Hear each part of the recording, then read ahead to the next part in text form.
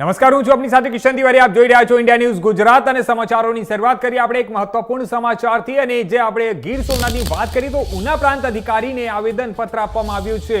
આ હાલ મોટા સમાચાર જે સામે આવી રહ્યા છે. પૂર્વ ધારાસભ્ય પૂંજા વંશ અને કોંગ્રેસ સમિતિએ આ ખેડૂતોની મગફળી ખરીદી બાબતે સરકારને સામે હલ્લાબોલ કર્યો છે અને આ આવેદનપત્ર આપ્યું છે. ખેડૂતોના ખરીફ જે છે તે કૃષિ પાકો ઓનલાઈન રજીસ્ટ્રેશન કરાવ્યા અને એના બાદ રજીસ્ટ્રેશન રદ થતા દેકારો મચી ગયો છે. ત્યારે ખેડૂતોને શારીરિક, માનસિક અને આર્થિક હેરાનગતિનો પણ આક્ષેપ કરવામાં આવ્યો છે અને સરકાર સામે કોંગ્રેસે રોષ વ્યક્ત કર્યો છે.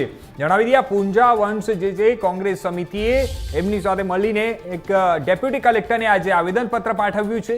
કૃષિ પાકો જે છે તે ઓનલાઈન રજીસ્ટ્રેશન કરાવવાના હતા અને ઓનલાઈન રજીસ્ટ્રેશન કરાવ્યા પછી જણાવી દઈએ કે 70% જેટલા જે ખેડૂતો છે તે લોકોનું રજીસ્ટ્રેશન એ કેન્સલ થઈ જતા ત્યારે હાલ આજે કોંગ્રેસ તરફથી આવેદનપત્ર પાઠવવામાં આવ્યું છે.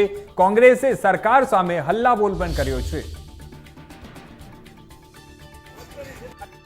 આજરોજ ઉના અને કેરકેટા તાલુકા કોંગ્રેસ પરિવાર દ્વારા હાલની જે પરિસ્થિતિ છે, 3 દિવસથી સતત વરસાદ પડે છે અને વરસાદને કારણે વ્યાપક પ્રમાણમાં ખેડૂતોને નુકસાન થઈ રહ્યું છે. તાજેતરમાં રાજ્ય સરકાર દ્વારા ટેકાના ભાવે મગફળી ખરીદી કરવા માટેની ઓનલાઈન રજીસ્ટ્રેશન કરવા માટેની જાહેરાત કરેલી. આ ઓનલાઈન રજીસ્ટ્રેશન કરવામાં પણ ખેડૂતોને આર્થિક, શારીરિક, માનસિક અને સમયનો વ્યય કરીને 3 દિવસ સુધી ઓનલાઈન રજીસ્ટ્રેશન સમૃદ્ધિ પોર્ટલ બંધ હોવાને કારણે નતું થઈ શક્યું.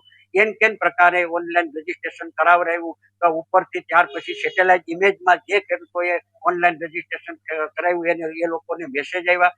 ગીર સોમનાથ જિલ્લામાં અંદાજે 50,000 જેટલા ખેડૂતોએ ઓનલાઈન રજીસ્ટ્રેશન કરાવ્યું. તેમાંથી 10,000 જેટલા ખેડૂતોને મેસેજ આવ્યા કે તમારા ખેતરની અંદર સેટેલાઇટ ઇમેજની અંદર મગફળી છે એ વાવેલી દેખાઈ નથી, એટલે તમારે ગ્રામ સેવકને અરજી કરવાની અને ડોક્યુમેન્ટ પુરાવા આપવાના.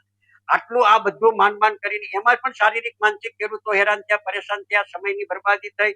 આ બધું કર્યા પછી પણ પાછળથી રાજ્ય સરકાર, ભારત સરકાર દ્વારા તાજેતરમાં કેન્દ્રીય કૃષિ મંત્રી શિવરાજસિંહ ચૌહાણ દ્વારા જાહેરાત કરવામાં આવી કે ટેકાના ભાવે જે ખેડૂતોએ ઓનલાઈન રજીસ્ટ્રેશન કરાવ્યું છે તે ખાતેદારનું માત્ર ને માત્ર 70 મણ મગફળી ખરીદવામાં આવશે. ગયા વર્ષે 200 મણ મગફળી ખરીદવા માટેની વાત કરેલી હતી અને ખરીદાતી હતી. એમાં આજે આ વખતે ઘટાડો કરી અને 6.5 ખાંડી મગફળી છે એનો ઘટાડો કર્યો છે. એટલે ખેડૂત જો જથ્થામાં વધારો કરવામાં ના આવે તો ખેડૂતોને દાયજા ઉપર દામ દેવા માટેની રાજ્ય સરકારની અને ભારત સરકારની ડબલ એન્જિનની સરકારની જે નીતિ છે એ ખેડૂત વિરોધી છે અને ખેડૂતોને આવનારા દિવસોમાં ન ભરપાઈ થઈ શકે એ પ્રકારનું નુકસાન થશે.